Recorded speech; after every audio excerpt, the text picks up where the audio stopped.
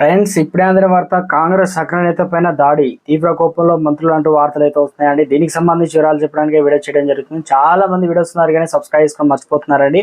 దయచేసి channel subscribe చేసుకొని bell icon all పైన ట్యాప్ చేయండి. ఇటువంటి ఇంపార్టెంట్ ఇన్ఫర్మేషన్ మిస్ అవ్వకుండా మీ ఫోన్ నోటిఫికేషన్ రూపంలో వస్తుందండి.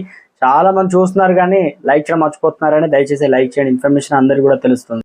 కాంగ్రెస్ పార్టీ కార్యకర్తలను కంటిరెప్పలుగా కాపాడుకుంటామని మంత్రి తుమ్మల నాగేశ్వరరావు అన్నారు. పార్టీ విజయం కోసం కృషి చేసిన క్షేత్రస్థాయి నుంచి నాయకులు అన్ని విధాలా ఆదుకోవడం తమ కర్తవ్యమని ఆయన అభిప్రాయాన్ని అయితే వ్యక్తం చేశారు.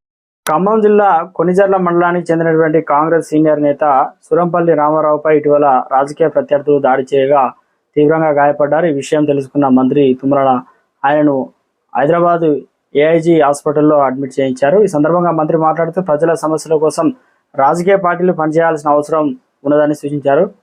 పవర్ లేని వాళ్ళు దాడులు చేస్తే అధికారంలో ఉన్న వాళ్ళు ఏ స్థాయికి చేయవచ్చో ఊహించుకోవాలని హెచ్చరించారు. ఇది మంచి సాంప్రదాయం కాదని, ప్రజాశ్రేయస్ కోసం అన్ని రాజకీయ పార్టీలు కృషి చేయాల్సిన అవసరం ఉందన్నారు. రాజకీయ కక్షతో దాడులు చేస్తే భవిష్యత్తులో తీవ్ర పరిణామాలు చూడాల్సి ఉంటుందని చెప్పేసి స్పష్టం చేశారు. చట్టపరంగా నిందితులను శిక్షిస్తామన్నారు.